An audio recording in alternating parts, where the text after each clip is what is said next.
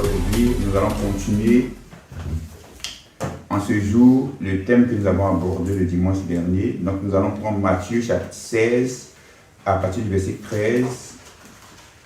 Je vais faire la lecture jusqu'au verset 20. Matthieu chapitre 16, 13 à 20. Ma prière, c'est que l'Esprit de Dieu encore vous fasse du bien, que l'Esprit de Dieu vous éclaire, que l'Esprit de Dieu vous apporte la révélation en ce jour, afin que vous soyez encore ravivés, fortifiés, édifiés, afin de pouvoir affronter les challenges de la vie et surtout pouvoir les remporter. Gloire à Dieu. On commence. Jésus étant arrivé dans le territoire de Césarée de Philippe, demanda à ses disciples: qui suis-je au dit des hommes, moi le Fils de l'homme? Ils répondirent: les uns disent que tu es Jean-Baptiste, les autres Élie, les autres Jérémie ou l'un des prophètes. Et vous, verset 15, et vous, leur dit-il, qui dites-vous que je suis? Simon-Pierre répondit: tu es le Christ, le Fils du Dieu vivant. Jésus reprenant la parole lui dit: tu es heureux, Simon, fils de Jonas, car ce ne sont pas la chair et le sang qui t'ont révélé cela, mais c'est mon Père qui est dans les cieux. Verset 18. Et moi je te dis que tu es Pierre, et que sur ce roc je bâtirai mon église, et que les portes du séjour des morts ne prévaudront point contre elle. Je te donnerai les clés du royaume des cieux. Ce que tu liras sur la terre sera lié dans les cieux, et ce que tu délieras sur la terre sera délié dans les cieux. Alors il recommanda aux disciples de ne dire à personne qu'il était le Christ. Gloire à Dieu. Amen. Donc on va continuer notre thème du dimanche dernier. Qui dites-vous que je suis? Il est important de comprendre que la révélation que nous avons de Dieu est celle-là qui va nous guider durant notre vie. La révélation que nous avons de Dieu est celle-là qui va nous amener à faire des choix ou à prendre des décisions. On ne peut pas aller au-delà de la révélation que nous avons de Dieu. C'est impossible. C'est pourquoi lorsque Paul priait dans Éphésiens 1, il dit que Dieu vous accorde un esprit de sagesse, de révélation dans sa connaissance. Donc il est très important de connaître véritablement qui est Dieu. Et surtout d'avoir cette connaissance qui est juste, qui est correcte, qui est précise. Il ne suffit pas seulement de connaître Dieu, mais de connaître correctement Dieu. Ça c'est très important. Gloire à Dieu. Donc ici c'était dans le territoire de Césarée de Philippe. Rapidement faire un correctif. En fait, la ville s'appelait avant Panéas. Et ensuite, il y a un tétrarque, le tétrarque Philippe, qui était le fils de Hérode le Grand. Hérode le Grand, c'est celui qui a voulu faire tuer, assassiner Jésus lorsqu'il était encore un petit enfant. Son fils, donc, Philippe, a renommé cette ville. Donc, il a mis son nom à la fin, Césarée de Philippe. Un tétrarque, aujourd'hui, on peut dire c'est comme un maire, un préfet. Vous comprenez? Et pourquoi il a mis Césarée? Césarée parce que par rapport au roi César Tibère, c'était César Tibère qui était l'empereur romain en ce temps. Donc en son honneur, c'est comme moi, il prend un village, il crée un endroit, il peut dire cet endroit s'appelle Michel Cros ou bien Guissan Cros. Gloire à Dieu. Pourquoi? Donc non seulement pour m'honorer, ou il peut prendre Anastasie Cros pour honorer ma femme. Vous comprenez? Donc c'était une manière d'honorer César et ensuite il a mis son petit nom à côté. Donc dans cette ville-là, et Jésus va leur poser une question très importante. Qu'est-ce que les gens disent que je suis? Les gens disent que tu es ceci, tu es là. Okay. Mais vous, qui dites-vous que je suis? Moi, le Fils de l'homme. Vous, les autres disent cela. Les autres disent ceci, c'est vrai. Mais vous-même, qu'est-ce que vous pensez de moi? Quelle est la révélation que vous avez de moi? Donc cette question est importante. Pourquoi? Parce que cette question sort de la bouche de Jésus. Pour montrer l'importance de la question. Ou du moins, l'importance de la réponse que tu vas donner à cette question. Qu'est-ce que tu dis que je suis, moi?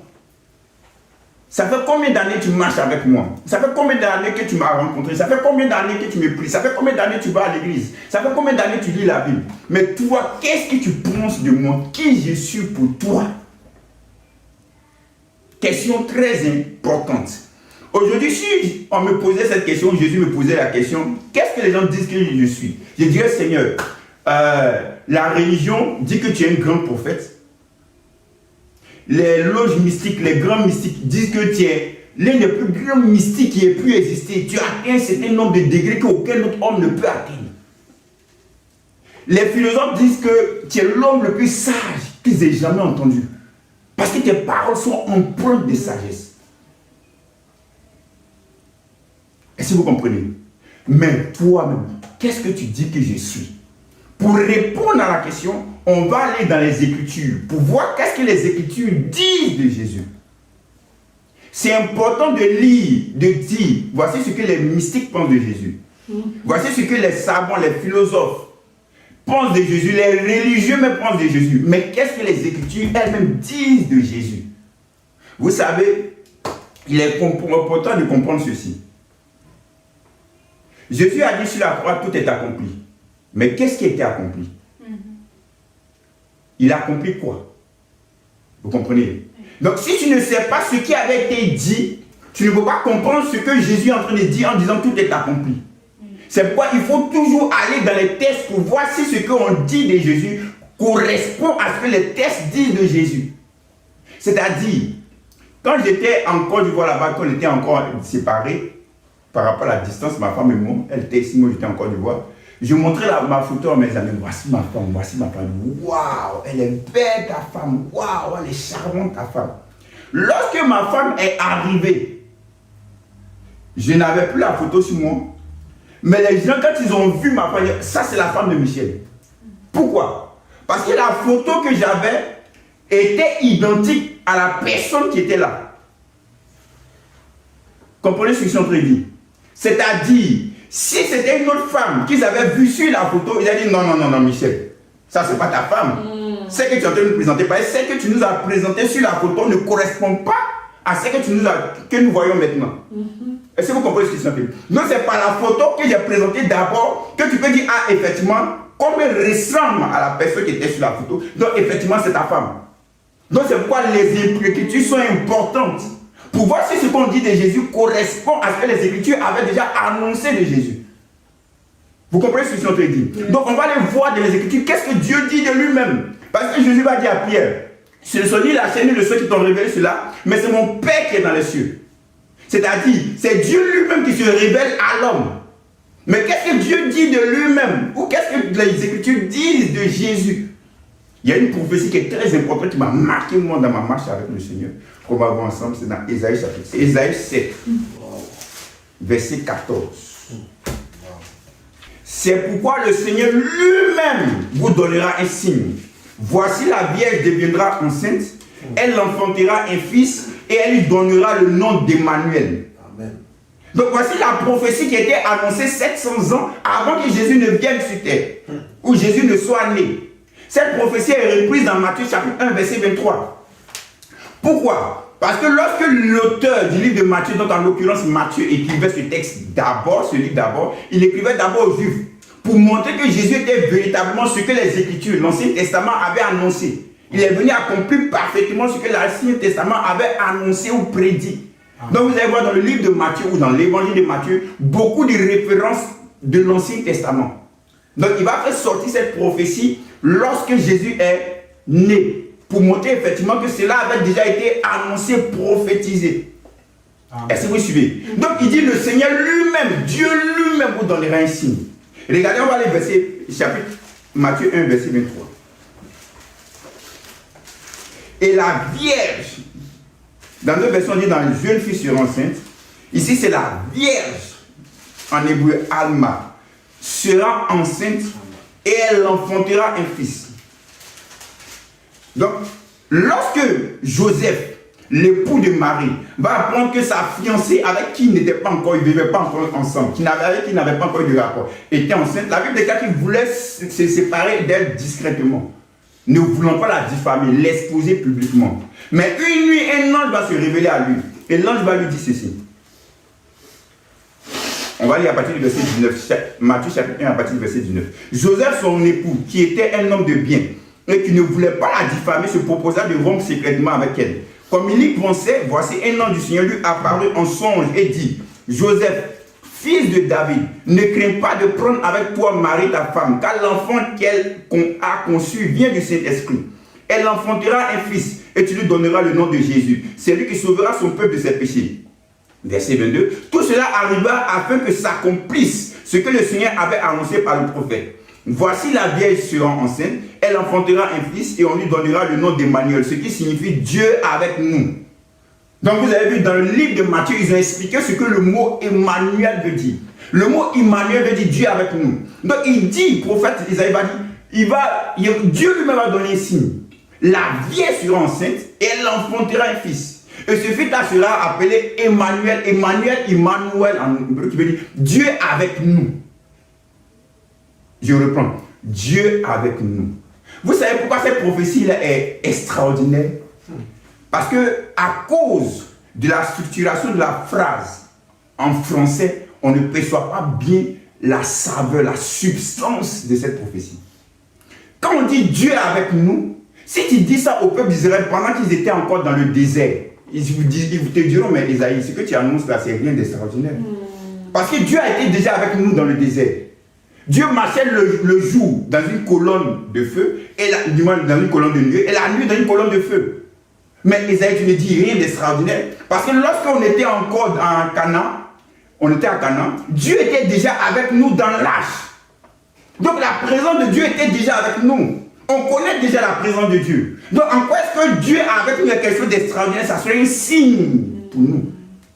Vous comprenez? Donc les Juifs connaissaient déjà la présence de Dieu avec eux. C'est pourquoi lorsqu'ils battaient à des batailles, lorsqu'ils savaient que la présence de Dieu avec nous, ils remportaient la bataille. Donc la présence de Dieu n'était pas quelque chose d'extraordinaire pour eux.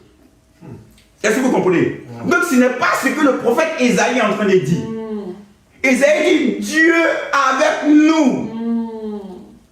Ce n'est pas la présence comme eux l'ont eu avec nous. Maintenant, c'est l'apôtre Jean, le disciple de Jésus, qui va bien capter cette révélation d'Isaïe. On va aller Jean chapitre 1, verset 1. Jean 1, à partir du verset 1. Au commencement était la parole, et la parole était avec Dieu, et la parole était Dieu. Elle était au commencement avec Dieu.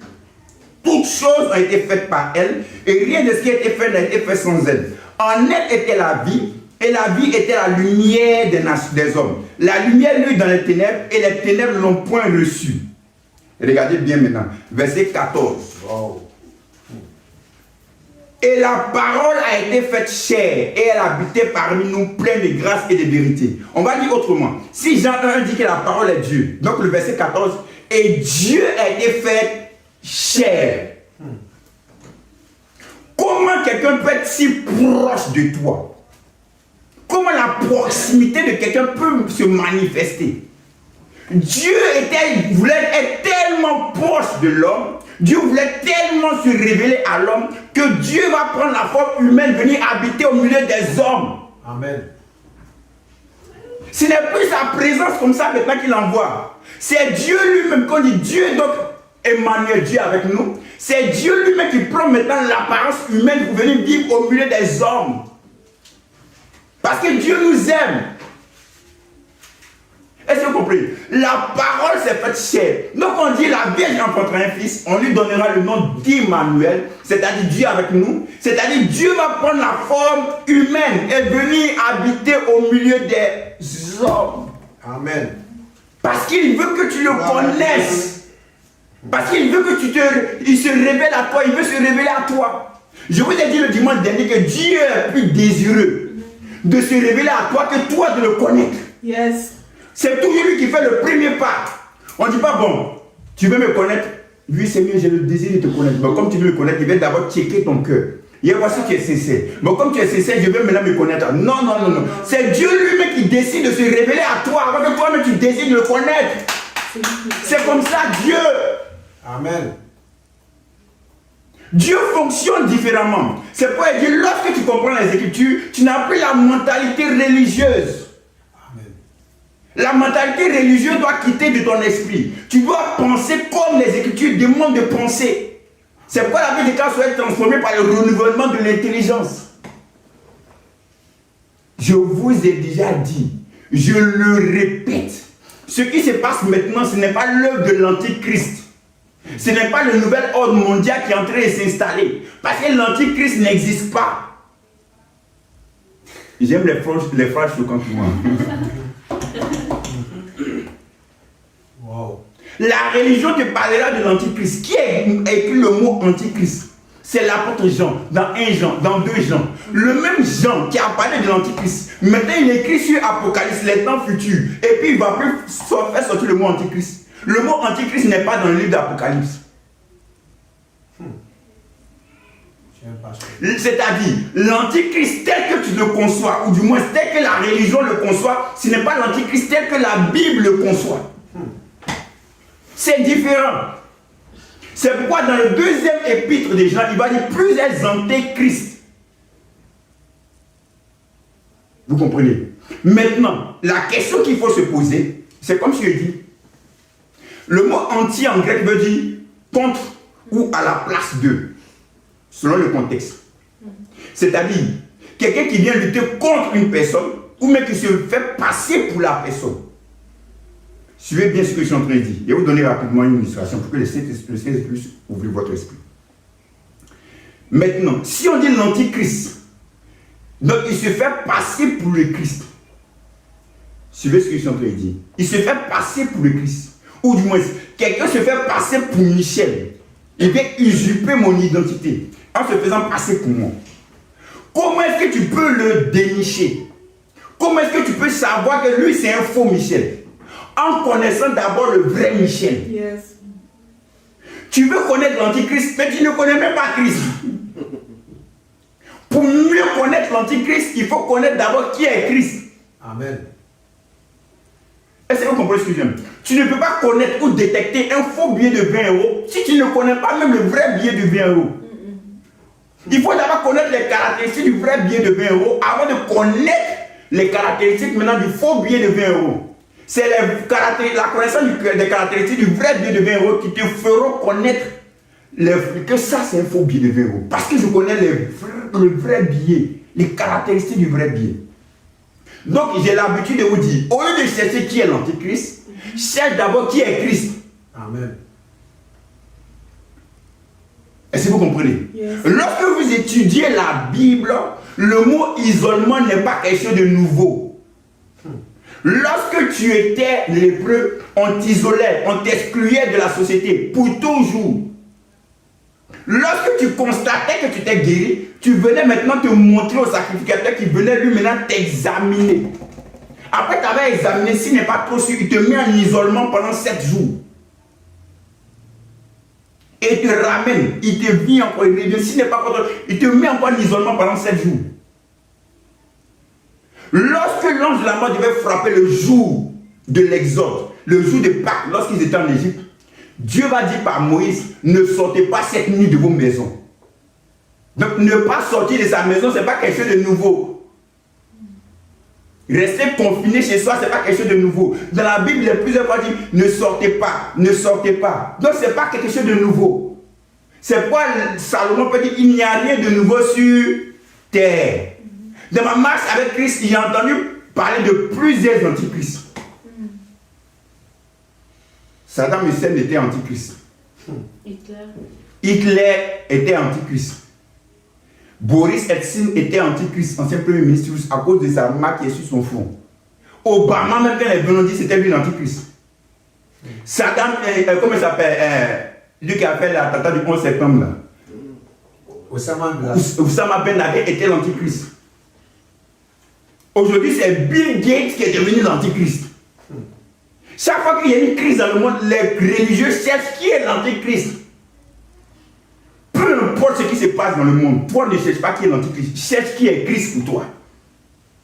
Parce que c'est lui qui t'a sauvé. Amen. Est-ce que vous comprenez ce que je suis en train de dire? Donc c'est-à-dire quoi? La mauvaise information que tu reçois peut te faire percevoir les choses différemment. De comme les Écritures veulent que tu perçoives les choses. C'est pourquoi la connaissance exacte, correcte des Écritures est importante. Un jour, il y a un jeune homme qui est venu de la forêt. Il dit, waouh, j'ai vécu un truc extraordinaire. Dieu était avec moi. On dit, qu'est-ce qui s'est passé? Il dit, waouh, j'ai combattu un lion. Dans la nuit, il y a un lion qui est venu, qui s'est attaqué à moi. Qu'est-ce que j'ai fait? Je l'ai attrapé par la barbichette. Je l'ai retourné, il est revenu, on s'est battu jusqu'en... Ensuite, je l'ai attrapé par les cornes. Et ensuite, je l'ai renversé. Qu'elle a dit par les cornes, elle a dit, oh, attends. Ça, c'est pas un lion. Mon frère, tu as vu une chèvre, c'est pas un lion, tu as vu. Les gens ont commencé à se moquer de lui. Au début, il devenait impressionnant. Mais quand il a donné une information qui n'était pas correcte, ils l'ont repoussé. Le manque de connaissance n'est pas bon, n'est bon pour personne. Il est important de connaître les choses telles que la Bible dit. C'est pourquoi il dit, si tu n'as pas la véritable connaissance des Écritures, tu vas te mettre sur un jour pour rien. Donc quand Isaïe dit Dieu avec nous, c'est-à-dire Dieu va prendre la forme humaine et va venir habiter au milieu des hommes. C'est-à-dire au temps de Jésus, s'il y avait un recensement, ils allaient compter Dieu. Parce que Dieu est devenu un homme. Donc Dieu vient habiter au milieu des hommes. Pourquoi? Parce que Dieu voit l'homme en train de s'égarer, en train de se perdre. Les gens tâtonnent à gauche et à droite pour connaître Dieu. Dieu lui-même est venu se révéler à l'homme. C'est pourquoi Jésus va dire, personne n'a jamais vu Dieu. Mais celui qui m'a vu a vu le Père. Philippe va dire, mais Seigneur, tout ça est long, montre-nous le Père. Mais il dit, il y a longtemps, je suis au milieu de vous, tu ne m'as jamais vu. En fait, Jésus n'est pas venu révéler Dieu. Mais Dieu est venu se révéler en Jésus.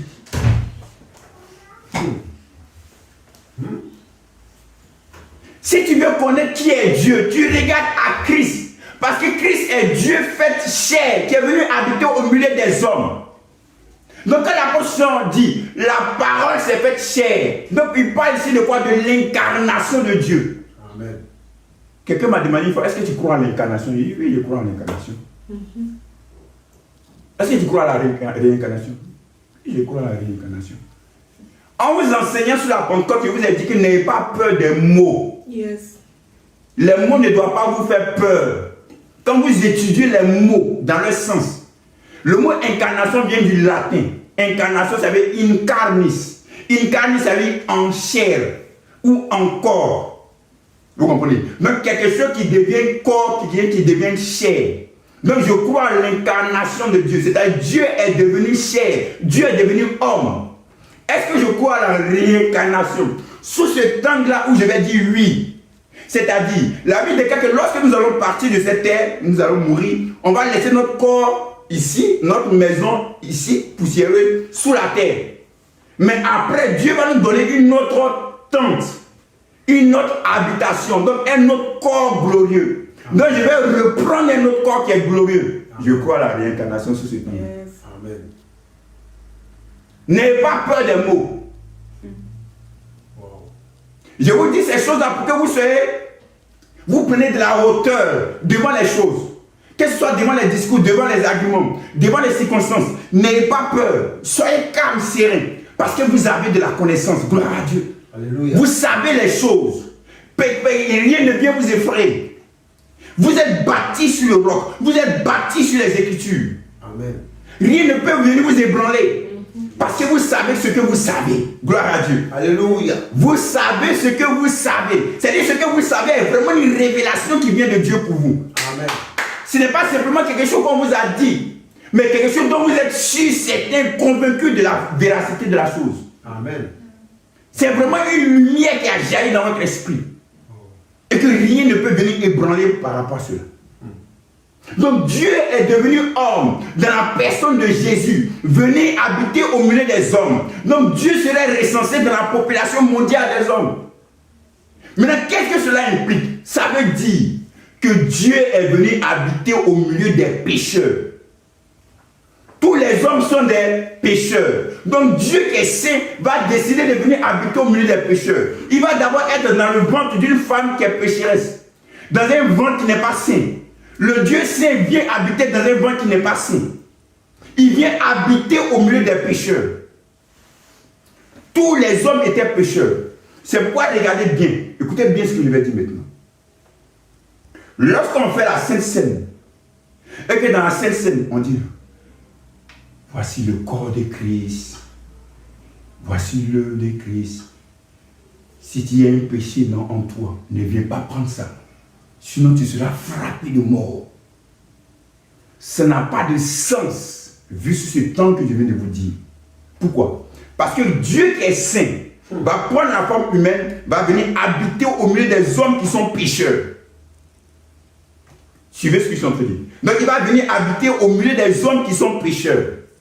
Donc si lui il habite au milieu des hommes qui étaient pécheurs, au moment où faisait la scène, que Christ était en train de donner le pain à ses disciples dans la chambre haute, tous les hommes qui étaient là étaient donc des pécheurs. Wow. Simon Pierre était un pécheur, il allait le régner bientôt. Judas était un pécheur, il allait le trahir bientôt. Les autres disciples étaient des pécheurs, pourquoi? Parce qu'ils allaient tous fuir, ils allaient tous l'abandonner. Wow. Donc il a donné ça aux pécheurs. Donc si tu dis non, si tu prends ça et que tu es dans le péché, tu seras frappé par Dieu. Pourquoi eux n'ont pas été frappés par Dieu lorsqu'ils ont pris la Sainte Seine? Maintenant, regardez l'argument que le Saint-Esprit m'a donné cette semaine. Le pain qu'on vient présenter comme étant la Sainte Seine, ça vient d'où? De la boulangerie, de la pâtisserie. Est-ce que vous savez que lorsqu'on fabrique le pain, il faut d'abord qu'on le goûte? Donc celui qui a fabriqué le pain, qu'il a goûté, Dieu ne l'a pas frappé. Maintenant, on l'envoie dans le bâtiment, on le présente, nous, Dieu va nous frapper. C'est-à-dire celui qui est la boulangerie qui a goûté le pain. Wow. Lui qui est pécheur, certainement, on ne sait pas. Dieu ne le frappe pas. Maintenant, moi qui suis enfant de Dieu, je viens de manger, puis Dieu me frappe.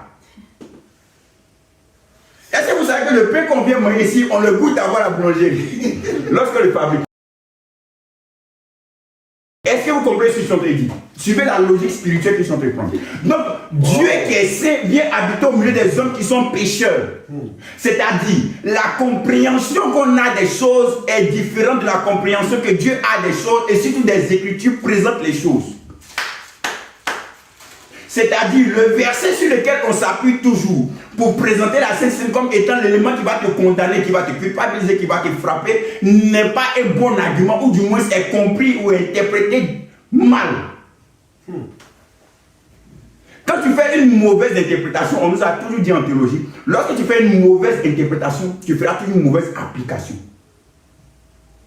Parce que l'interprétation précède l'application. C'est tel que tu comprends le texte que tu l'appliques. Est-ce que vous comprenez? Donc l'interprétation dans le domaine de la théologie, c'est quelque chose de capital, d'important. Parce que ça y va, si vous voulez, de tout ce qui va suivre. Donc il faut bien interpréter les Écritures. Et les Écritures s'interprètent toujours dans leur contexte. Yes. Toujours. Tu le sors de son contexte, tu en fais un prétexte pour beaucoup de choses. Est-ce que vous comprenez? Donc qu'il y ait ceci, qu'il y ait cela dans ce monde, ça c'est pas ton problème. Focalise-toi sur ton but, sur tes projets. Tu n'es pas concerné par cela. Est-ce que vous comprenez ce que je suis en train de dire? Parce que quoi? Tu as la connaissance, tu as la révélation de Dieu. Donc Dieu qui est saint décide de venir habiter au milieu des hommes qui sont pécheurs. Alors qu'on nous a toujours dit que Dieu n'aime pas le pécheur. Dieu hait le pécheur. Est-ce que vous comprenez ce que je suis en train de dire? Dieu n'aime pas le pécheur. Wow, on dit, celui qui a vu Dieu est pécheur. Tu ne peux pas voir Dieu vivre, tu vas mourir. Mais les gens ont vu Dieu dans la personne de Christ, ils ne sont pas morts. Yes. C'est pourquoi lorsque tu comprends bien l'hébreu, tu vas interpréter le texte de Moïse. Moïse ne dit pas, Dieu ne dit pas à Moïse, ou l'ange ne dit pas à Moïse, personne ne peut me voir et vivre. Non. Personne ne peut me voir et ne pas vivre. Pourquoi? Parce que Dieu est la vie. Dieu n'est pas la mort. C'est pourquoi tous ceux qui ont rencontré Jésus ont eu la vie. Amen. Est-ce que vous comprenez ce que je suis en train de dire? Donc Dieu va se manifester en la chair humaine. Il va venir habiter au milieu des hommes. Dans Luc 18, 19 du moins, Dieu va voir Zachée. Jésus va voir Zachée. Zachée, descends. Parce que je suis venu, je vais manger chez toi ce soir. Zachée m'a dit, quoi? Moi Jésus? C'est moi tu vois. Il dit, oui, c'est toi ici, lui, je vois. Allons-y. Quand il a commencé, il est entré dans la maison des Zachée, vous connaissez comme d'habitude les religieux. Scandale dans l'église. Wow! Tu as vu qui a vu sur les photos de l'église aujourd'hui? Au culte. Oh, Zachée! L'escroc, le voleur! Il était à l'église aujourd'hui. Yo! Ça là, ça c'est une fausse église. Qui est invité, qui a dit à Zachée qu'il voulait arriver chez lui? C'est Dieu, c'est Christ lui-même qui a pris l'initiative. Zachée, je veux rentrer chez toi, je veux manger chez toi. Lorsqu'il était en train de manger, Jésus n'a rien dit. Ils étaient en train de manger, Zaché lui-même se lève. Et Zaché dit, Seigneur, je donne la moitié de ma fortune aux pauvres. Et s'il a fait du tort à quelqu'un, je lui rembourse à 4 fois plus. Yes. Jésus n'a rien dit. Wow. Pourquoi? Parce qu'ils avaient une mauvaise image de Dieu. Dieu lui-même vient en personne pour se révéler à l'homme. Et l'homme voit que ce n'est pas cette image que j'avais de Dieu. C'est une image différente que la religion m'avait présentée. C'est pourquoi, si vous avez remarqué, Jésus était Dieu avec les soi-disant justes. Il était grâce avec les soi-disant pécheurs. Amen. Parce qu'il est venu pour ça. Il dit, le Fils de l'homme a Zaché, il va dire, le Fils de l'homme est venu pour chercher ce qui était perdu. C'est pourquoi dans nos différentes prédications, souvent on doit faire attention.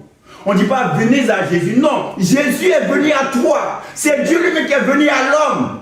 Amen. La religion dit à l'homme va vers Dieu. Mais le chrétien dit Dieu est venu vers toi.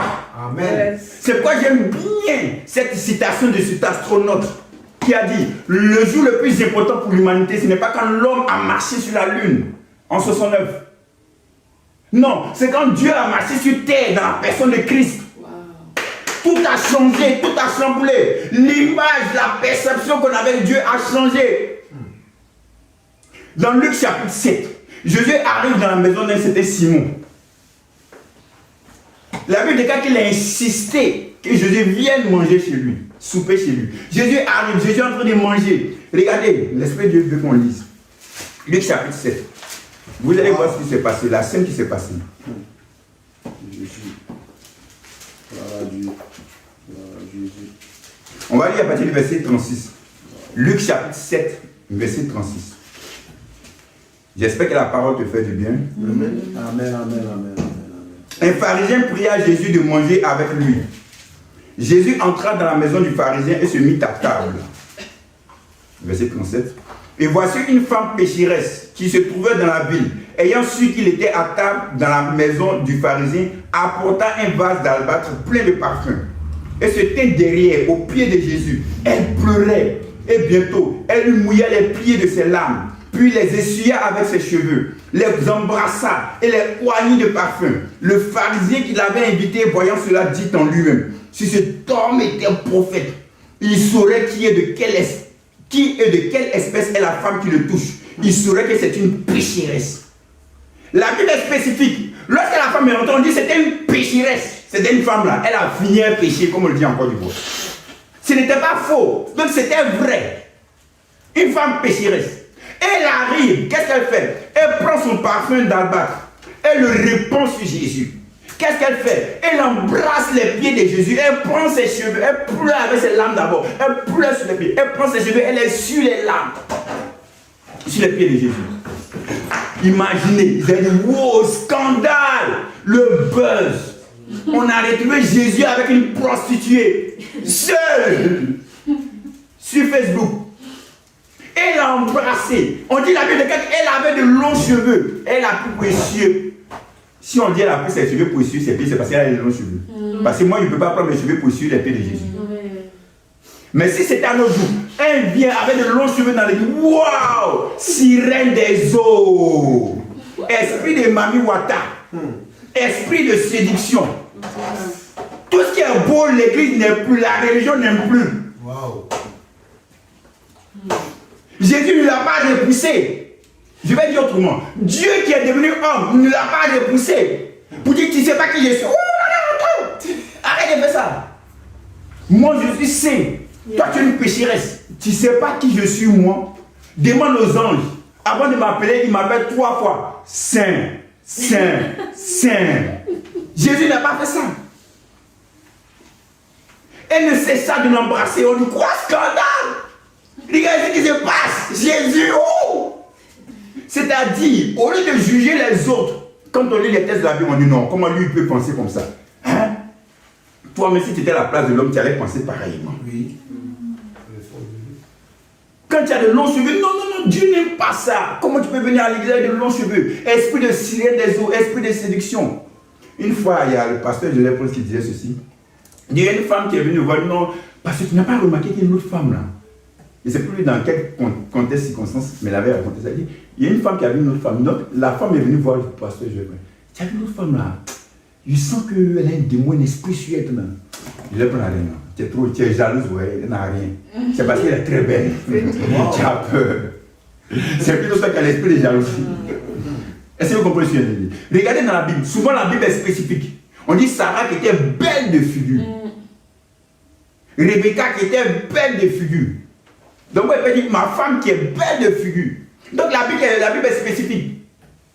Comme dans tous les vêtements qu'il y a sur terre, on dit c'est le pantalon qui est du diable. Attendez, j'ai l'impression que ce Dieu qu'on nous présente, il a un problème. C'est ce Dieu, il n'aime rien. Quand tu fais ça, il n'aime pas. Quand tu fais ceci, il n'aime pas. Quand tu fais ça, il n'aime pas. Tu dis tous, non, il n'aime pas ça. Il n'aime pas ça. Là même, il déteste même. Tu ne peux plus rien faire. Wow. On nous a présenté un Dieu qui est méchant, un Dieu qui est sévère, un Dieu qui est mauvais. C'est pourquoi dans la parabole des talents, le frère Sébastien a eu cette belle révélation. Pourquoi le gars a eu seulement un seul talent? À cause de la révélation qu'il avait de Dieu. Yeah. Il dit, je sais que tu es un mec qui est méchant, qui est dur, qui est sévère. Yeah. Donc comme tu sais que je suis sévère, je suis méchant, donc toi tu auras un. Wow. Donc tu vas manifester des choses en fonction de la révélation que tu as de Dieu. Yes. Si tu le vois qui est méchant, il est mauvais, tu vas rien faire. Yes. Tu vas faire peur. Mais si tu le vois un Dieu d'amour, un Dieu de grâce, un Dieu de bonté, tu vas faire de grandes choses avec Dieu. Alléluia. Amen. C'est fort. Ta révélation de Dieu doit être vraiment correcte. Amen. Si Jésus, même qui est Dieu fait chair, n'a pas repoussé cette femme, qui es-tu pour condamner, pour culpabiliser, pour juger? Yes. Wow. Dieu aime les pécheurs. C'est pour ça qu'il est devenu homme, pour venir mourir pour les hommes. Amen. La femme était prise en flagrant délit d'adultère dans Jean chapitre 8. Il a dit, femme, où sont ceux qui t'accusaient? Lorsque Jésus a dit que celui qui est sans péché, on n'a pas dit que celui qui n'a jamais péché. J'ai lu le texte. On dit que celui qui est sans péché, ça va plus loin. Jette le premier la pierre. On sait que tous les hommes sont pécheurs. Yes. Jésus a lancé cette parole au visage des hypocrites. Vous qui jugez les autres, vous-même là, vous êtes des pécheurs. Pourquoi vous condamnez les autres? La Bible déclare que... attends, on doit lancer un appel. Attendez, je viens. Chacun a commencé à se chercher, à s'éclipser petit à petit. Il a dit à la femme, où est le diable qui était après toi? Parce que le mot accusé qu'il a dit, c'était le mot qu'on utilise pour le diable. Yes. Donc celui qui condamne, qui accuse, tu fais l'œuvre du diable. Amen. Est-ce que vous voyez? Regardez Jean chapitre 3, verset 17. Vous savez, c'est venu tout d'un coup dans mon esprit. Je sens que l'Esprit de Dieu veut te faire du bien avec. Amen, amen, amen. Il y a le verset 16 qu'on connaît tous. Car Dieu a tant aimé le monde qu'il a donné son Fils unique, avec qui qu'on croit en lui ne périsse point, mais qu'il est la vie éternelle. Mais le verset 17 est tout aussi beau que le verset 16. Regardez ce que le verset 17 dit. Wow. Dieu, en effet, n'a pas envoyé son Fils dans le monde pour qu'il juge le monde, mais pour que le monde soit sauvé par lui. Amen. Dieu qui s'est fait chair, qui s'est fait homme, n'est pas venu te condamner, il est venu pour te sauver. Amen. Le médecin vient non pas pour ceux qui sont en bonne santé, il vient pour les malades. Wow. Donc le Dieu qui est saint est venu pour les hommes pécheurs. Et tous les hommes étaient des pécheurs. Regardez dans les 4 évangiles, tous ceux que Jésus a guéris étaient tous des pécheurs. Sans exception. Jésus n'a pas dit non, tu sais, je suis Dieu, je ne peux pas te guérir comme ça. Avant de te guérir, il faut que tu naisses d'abord de nouveau. Il faut que tu confesses d'abord tes péchés. Vous avez vu ça dans les évangiles? Non. Jésus n'a jamais dit ça. Il n'a jamais fait cette réflexion. Pourquoi? Parce qu'il est venu pour les pécheurs. La Bible déclare que le Dieu que nous servons qui est bon, il fait lever son soleil sur les justes et sur les injustes. Sur les chrétiens et sur les non-chrétiens. Dieu veut les bénir. Yes. Dieu veut les guérir. Amen. C'est pourquoi quand je vais prier pour quelqu'un par rapport à la guérison, je ne demande pas est-ce que tu es né de nouveau d'abord? Est-ce que tu as confessé tes péchés? Écoutez bien cette phrase que le Saint-Esprit m'a dit une fois lorsque je priais. Le Saint-Esprit m'a dit, Michel, le don que je t'ai donné, c'est pour tous les hommes. Yes. Je n'ai pas dit c'est pour les chrétiens. Je dis c'est pour tous les hommes. Le don que Dieu m'a donné. Le don que Dieu te donne, c'est pour les hommes. Ce n'est pas pour les chrétiens. Je précise bien. Dieu est venu pour les hommes. Yes. Dieu n'est pas venu pour les chrétiens. Yes. Oh. Est-ce que vous comprenez? C'est-à-dire, il ne faut pas que tu sois sectaire dans ta manifestation du don. La manifestation du don doit édifier tout le monde. Amen. Ça doit faire du bien à tout le monde. Amen. Ça doit amener les gens à glorifier Dieu. Qu'ils soient chrétiens, musulmans, bouddhistes, athées, peu importe ce que tu veux. Tu dois utiliser ce don pour les édifier, pour leur faire du bien. Donc moi, dans ma mentalité, lorsque j'étais à Abidjan par exemple, tous ceux qui venaient vers moi pour que je leur donne des conseils, pour que je puisse pouvoir, je ne sais pas. Est-ce que tu es chrétien? Est-ce que tu es né de nouveau? Est-ce que tu parles en langue? Est-ce que ceci? Non, non, non, non. Pourquoi? Parce que vous savez, la religion est confondue. Je vais dire ça autrement. Jésus-Christ est venu confondre la religion. Parce que la religion te présente un Dieu protocolaire. Yes. C'est-à-dire un Dieu, avant de le rencontrer, il faut faire ceci, il faut faire cela, il faut faire celui-ci. Mais Dieu, dans la personne de Jésus, est devenu tellement accessible aux gens. Tellement simple. Que les gens disent non, il ne peut pas être Dieu. Il n'est pas Dieu, c'est impossible. Parce que le Dieu qu'on nous a présenté, il est trop protocolaire. Il y a trop de procédures avant de le rencontrer. Mais Jésus qui est Dieu fait chair, il était accessible à tous. N'importe quelle heure de la nuit, tu pouvais le rencontrer. N'importe quelle heure de la journée, tu pouvais le rencontrer. Amen. Même si ce n'était pas prévu dans son programme, tu pouvais bénéficier de la grâce. Amen. La femme qui avait une peine de sang depuis 12 ans, elle est venue par derrière, elle a touché seulement le bord de son vêtement. Elle était guérie. Amen. Jésus n'a pas demandé quoi que ce soit. Parce qu'il est venu se rendre accessible aux gens. Pour notre contexte, il est venu se révéler aux gens tel qu'il est vraiment. C'est un Dieu de grâce, c'est un Dieu d'amour, c'est un Dieu de bonté. Amen. Tu n'as pas besoin de protocole pour avoir accès à lui. Non, je vais me mettre à genoux. Je vais me prosterner. Et je vais faire cette prière. Ô Père, admirable, excellent. Non, pas à lui directement, tel que tu le ressens dans ton cœur. Il ne va pas se fâcher. Dieu est devenu tellement accessible que tu n'as plus besoin de l'âge de l'alliance pour rencontrer sa présence. Il est devenu tellement accessible que tu n'as plus besoin de souverain sacrificateur pour rencontrer sa présence. Tu n'as plus besoin d'un médiateur pour rencontrer sa présence. Il est venu lui-même en personne pour se révéler à toi. Yes. Amen. Qui est Jésus? Jésus, c'est Dieu qui est fait chair pour venir se révéler à l'homme qui il est vraiment. Est-ce que vous comprenez ce qu'il sont dit? Imaginez cela. Il faudrait que vous soyez remplis de cette révélation. Amen. Christ est Dieu qui est devenu chair, qui est devenu homme, pour qu'il soit accessible à nous. Yes. Il est devenu tellement simple que la religion a du mal à accepter cela. Au commencement était la parole. Et la parole était avec Dieu. Et la parole était Dieu.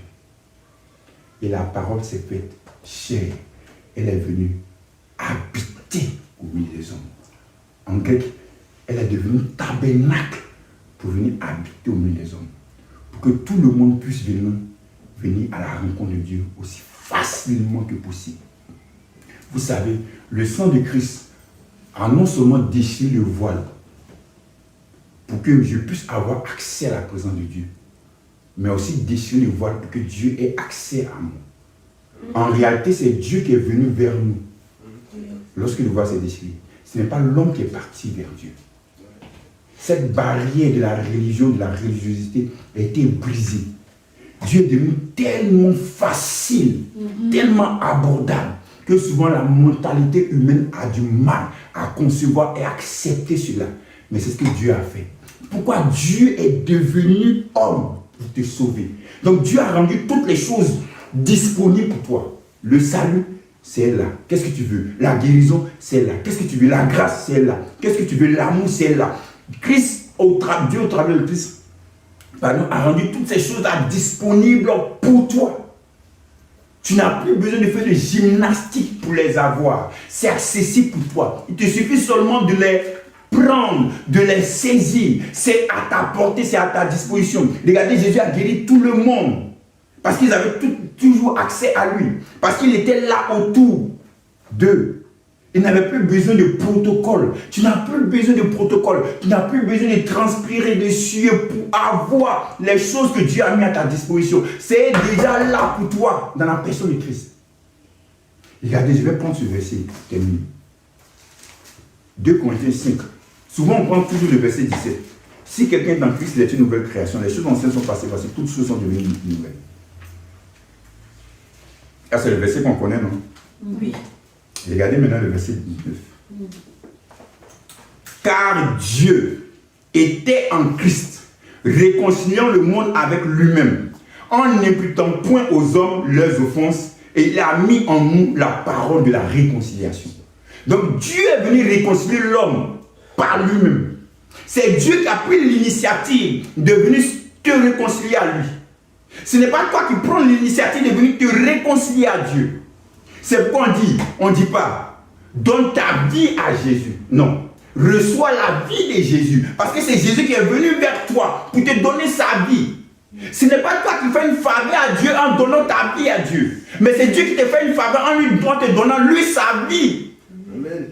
C'est la grâce qu'il a fait. Pourquoi il a fait tout cela? Parce qu'il t'aime. Amen. Par amour pour toi. Regarde ce que Philippiens 2 dit. Prenons Philippiens chapitre 2. Voyez un peu quel amour il a manifesté pour toi. Verset 5. Ayez en vous les sentiments qui étaient en Jésus-Christ. Existant en forme de Dieu, il n'a point regardé son égalité avec Dieu comme une proie à arracher, mais il s'est dépouillé lui-même en prenant une forme de serviteur, en devenant semblable aux hommes, et il a paru comme un vrai homme. Il s'est humilié lui-même, se rendant obéissant jusqu'à la mort, même jusqu'à la mort de la croix. Donc, ouais, on dit Dieu s'est humilié, il s'est rabaissé en prenant ta forme.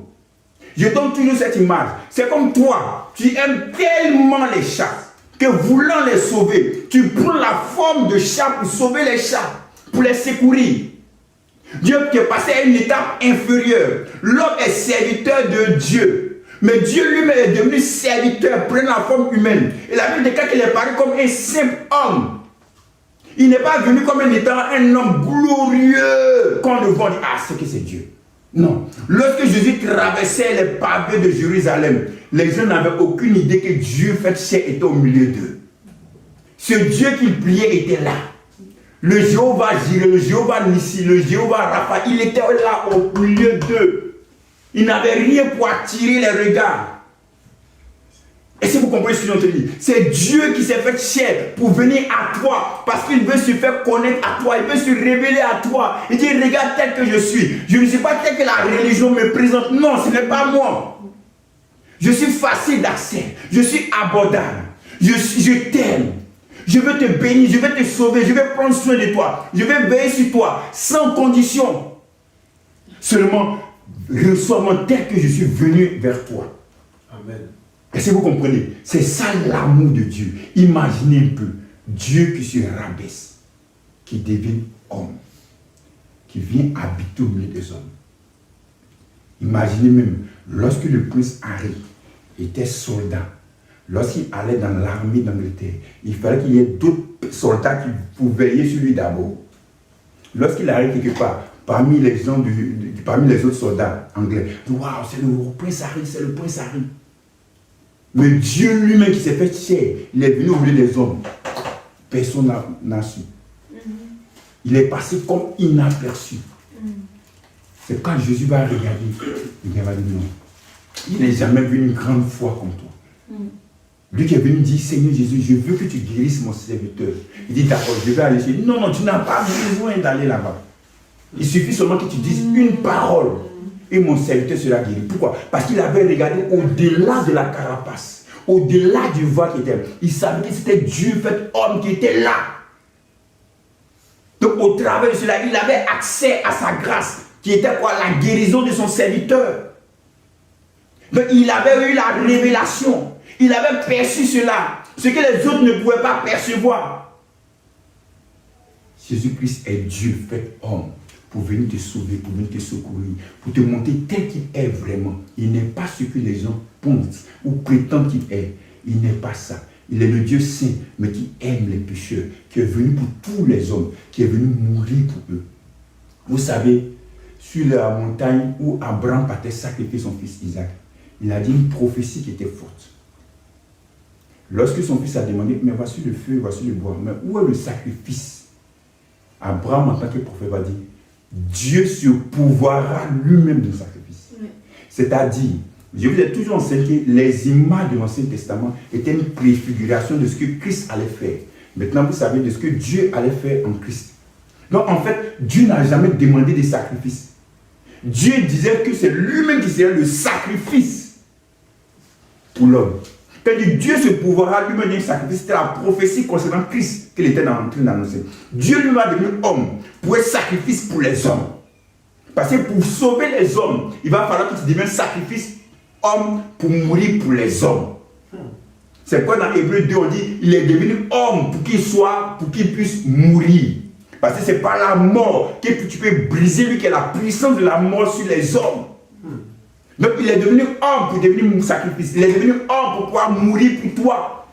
C'est l'amour qu'il a pour toi. Avec cet amour, comment tu peux imaginer que ce Dieu-là est mauvais? Et regarde l'amour qu'il a manifesté pour toi. Tu n'étais même pas conscient que tu étais pécheur. Tu n'étais même pas conscient que tu avais besoin de salut. Tu n'étais même pas conscient que tu avais besoin de secours. Que lui, il a pris l'initiative de venir vers toi. Depuis Genèse chapitre 3 dans le jardin d'Éden, il la descendance de la femme écrasera la tête du serpent. Il avait déjà préfiguré, prophétisé sa venue à lui. Parce qu'il voyait le danger dans lequel l'homme ou l'humanité était. C'est l'amour qu'il a pour nous. C'est ce qu'il est. Christ est Dieu, venu se révéler à l'homme pour montrer qui il est véritablement. Il n'est pas ce que les gens prétendent qu'il est, ce que la philosophie prétend qu'il est, ce que les grands mystiques ou les loges maçonniques mystiques prétendent qu'il est. Non, il est ce que les Écritures disent qu'il est. La vieille sera enceinte, elle enfantera un fils.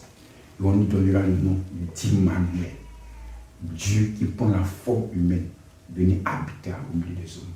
Dieu maintenant est homme, venu se révéler à toi. Et toi qui le connais, c'est une chose des plus merveilleuses. La Bible déclare que celui qui se glorifie de connaître le Seigneur. La gloire que nous avons, nous, en tant qu'enfants de Dieu, dans ce sens, c'est que nous connaissons Dieu. Nous le connaissons. On a une révélation de lui. C'est ça qui te met dans une assurance, mais pas possible, mais incroyable. Parce que tu connais le caractère de Dieu. Quand tu étudies la vie de Christ ou la vie de Dieu faite chair, tu connais véritablement quel est le caractère de Dieu. Et quand tu connais le caractère de Dieu, il y a des choses qui ne t'effraient plus. Il y a des choses qui ne t'intimident plus. Tu n'es plus impressionné par certaines choses. Parce que tu as la connaissance, tu as la révélation de Dieu. Gloire à Dieu. Dimanche prochain, on poursuivra dans ce sens. Je veux que tu pries.